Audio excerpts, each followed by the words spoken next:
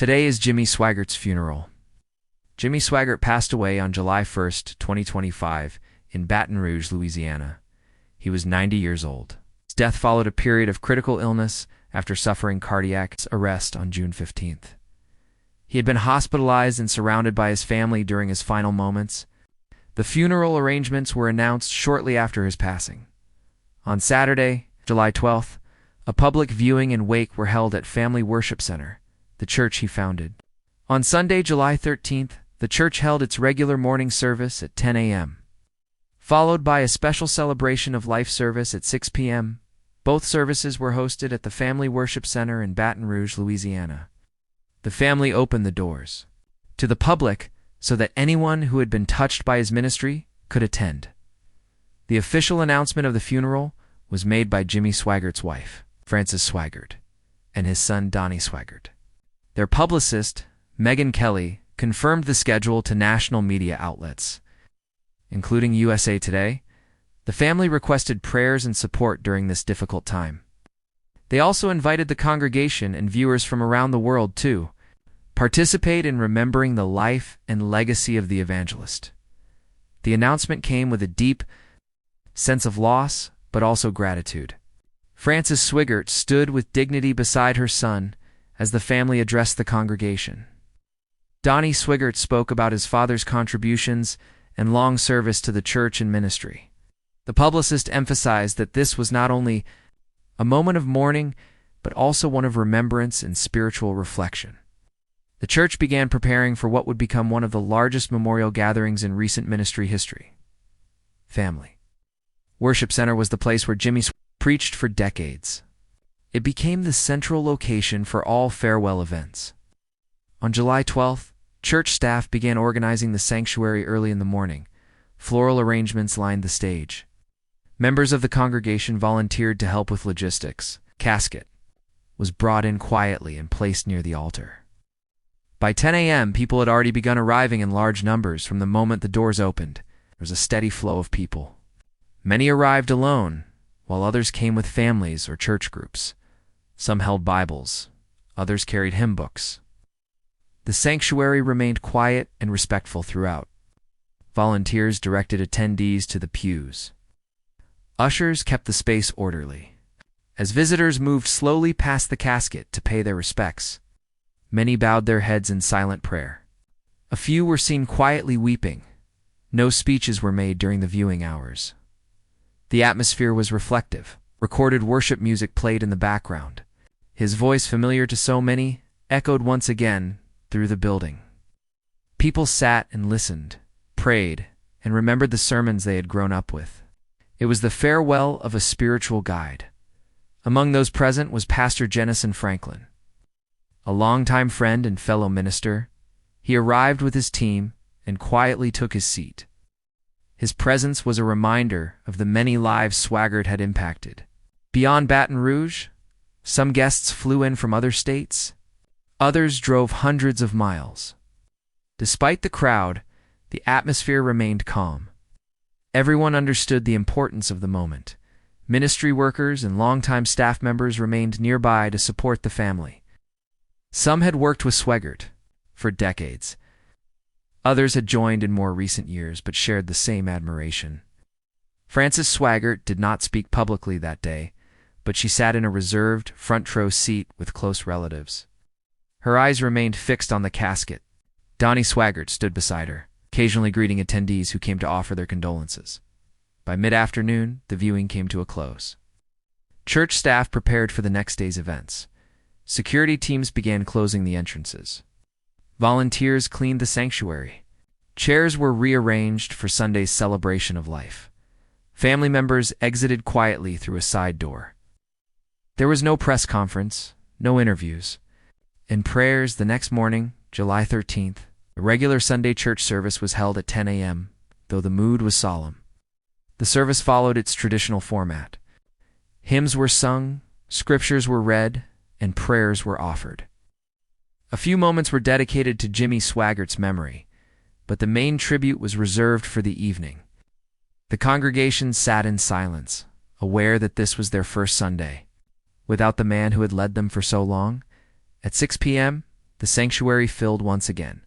This time, for the celebration of life service, the atmosphere remained respectful, but there was a tone of gratitude. Church leaders and guest speakers shared memories and reflected on Swaggart's life. A short video montage played clips from his preaching, singing, and crusades. His familiar voice filled the room one last time.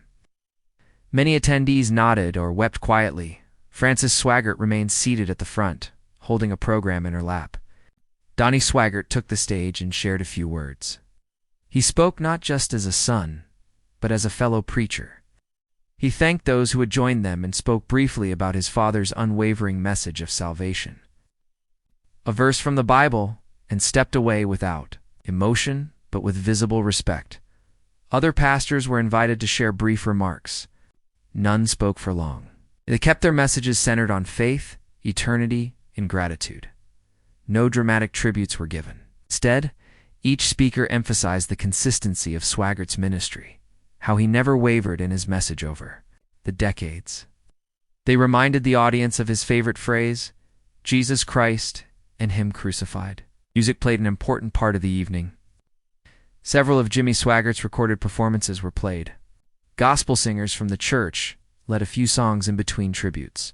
The music was soft, slow, and familiar. Many of the attendees sang along quietly. Others closed their eyes. No applause followed the songs. Only silence and reverence. The evening continued without interruption. There were no cameras flashing, no media coverage from inside. The service was broadcast only through the Sun Life Broadcasting Network for viewers at home. Those unable to attend in person joined online.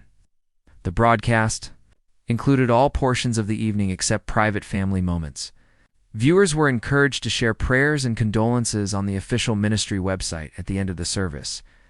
A final message was read on behalf of the family. The years, it mentioned the thousands of letters, calls, and emails they had received. The statement ended by affirming that Jimmy Swaggart's message would continue through the ministry he left behind. With that, the celebration of life came to a close. After the celebration of life service ended, the sanctuary gradually emptied. People left quietly, many stopping briefly to greet the family or shake hands with church leaders. Outside the building, the parking lot was still full. Some people remained for a while, taking in the moment and standing in small groups. There was no rush. For many, this marked the end of an era. The ministry confirmed that Jimmy Swaggart would be laid to rest privately. No public burial was scheduled. The location and time were not announced. Family members had chosen to keep that part of the farewell away from cameras and public view. Only close relatives and selected church staff were present for the final burial arrangements. The decision was respected by the congregation. Earlier statements from the family described the final days of Jimmy Swaggart's life in calm and clear terms. On the morning of June 15, 2025, he was found unresponsive in his home around 8 a.m. His son, Donnie Swaggart, later confirmed that emergency medical teams arrived quickly. He was briefly revived and taken to a local hospital. Doctors placed him under critical care. Over the following days, his condition remained serious. The ministry and family did not release daily updates, but prayer requests were shared across their broadcast network. Supporters around the world prayed for his recovery. As time passed, the tone of updates became more measured. By the end of June, it was quietly understood that he was nearing the end of his life. On Tuesday morning, July 1st, Jimmy Swaggart passed away peacefully in the hospital. The time of death was recorded as 7:30 a.m. Family members were by his side. Megyn Kelly, the family's publicist, confirmed the news to national outlets later that day. The ministry's official Facebook page also posted a tribute message. It read, "His voice echoed through nations. His music softened hearts. And his message never changed. Jesus Christ and Him crucified." The post was shared widely within hours. Thousands of followers, pastors, and friends posted their condolences. Tributes poured in from across the United States and other countries. Many people wrote about how they had watched Jimmy Swaggart on television in their youth.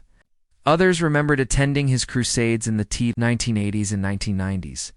Each comment reflected the personal impact he had left behind. Jimmy Swaggart had been a part of American religious broadcasting for over 6 decades. His ministry began in the 1950s and expanded quickly. By the 1980s, he was preaching to millions through his televised sermons and music. Known for his distinctive preaching voice and piano-led gospel music, he became one of the most recognized evangelists in the world. His influence remained strong even in his later years. He founded the Family Worship Center in Baton Rouge, Louisiana, which became the headquarters of Jimmy Swaggart Ministries. The ministry launched the Sun Life Broadcasting Network, reaching viewers around the world. Church became a hub for gospel music recordings, Bible teaching, and live services. Until his final year, Jimmy Swaggart continued to preach and sing regularly on Sunday mornings. His ministry also faced controversies. During the late 1980s and early 1990s, which were widely covered in the media, despite those moments, he returned to the pulpit and remained active. He publicly apologized for his actions and focused on continuing his ministry work. In later years, his public image stabilized. For many longtime followers, his sincerity and consistency in message kept them connected to his teachings. Donnie Swaggart, his son, had long taken on active responsibilities within the ministry.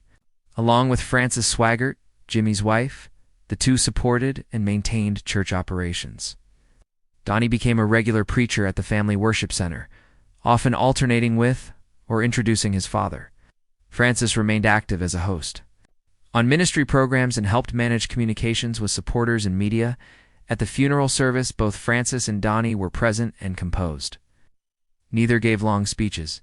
Their presence alone carried deep significance. They had stood beside Jimmy Swaggart for decades through every chapter of his public ministry. The church members and global audience recognized that this was more than the loss of a family member. It was the farewell to a spiritual leader. The Sunday evening celebration of life marked the last official public tribute to Jimmy Swaggart. The service had no dramatic moments, was not filled with performance or elaborate messages, was quiet, respectful, and steady, much like the tone of the ministry in its later years. Those who had followed the evangelist for decades understood that this was how it should be. The ministry released one final statement after the services ended. It expressed deep thanks to all those who had prayed, attended, and supported the family.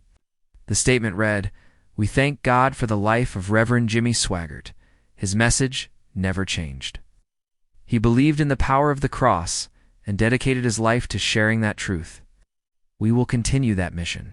The burial took place. The following day, no live coverage was provided. No further announcements were made. The church resumed its regular schedule. Weekly broadcasts continued on Sun Life. Messages by Donnie Swaggart began airing again. Frances returned to hosting programs within days. The rhythm of the ministry continued without pause.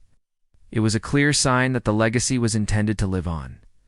Jimmy Swaggart had written many songs, recorded hundreds of gospel albums, and preached thousands of sermons. His messages were often repeated in rebroadcasts and DVD collections. His name remained attached to the ministry's materials, and his voice was still part of the opening of every televised service. Even in death, his presence remained part of the ongoing work. The funeral services on July 12th and 13th were the final public chapter in the story of a long ministry. For those who attended, it was a rare moment of shared reflection and respect. No new books were released. No special merchandise or features were added. The ministry kept its focus on scripture and music. The family declined all interview requests. Following the services, to many, Jimmy Swaggart was a household name. To others, he was a part of their personal faith journey. Regardless of how each person remembered him, the funeral brought closure. It allowed thousands of people to express their respect in a calm, organized, and spiritual setting. The services were simple, as expected, and aligned with the church's mission. As the days passed, social media returned to normal. News coverage moved on. The ministry continued broadcasting. But for those who had grown up with Jimmy Swaggart's voice on television every Sunday, the silence left behind was noticeable. The voice that once echoed across homes, radios, and churches had gone. Quiet, but not forgotten. His message, Jesus Christ, and Him crucified, remains the core of Jimmy Swaggart Ministries. His family now carries that message forward. And for everyone who gathered on July 12th and July 13th, whether in person or online, the memory of that final farewell will remain a part of their spiritual history. Jimmy Swaggart's work is finished, but his message continues.